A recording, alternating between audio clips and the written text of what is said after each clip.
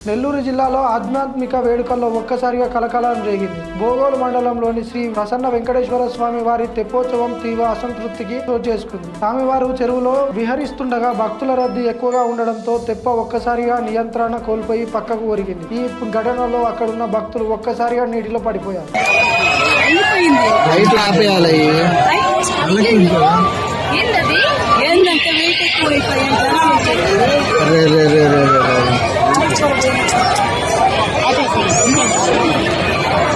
మునిగిపోయిందయా ఒరే ఒరే ఒరే ఒరే ఒరే ఒరే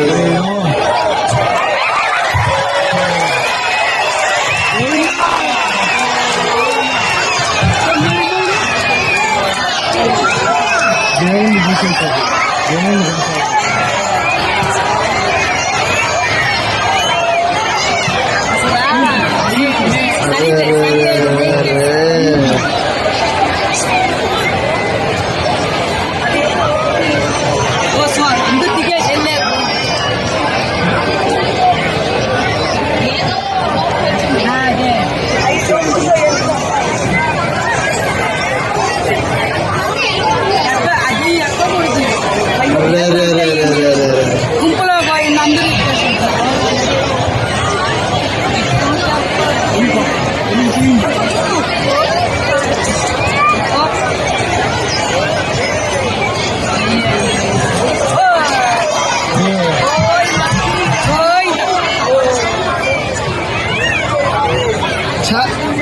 దిగేసినారు కదా అందరూ.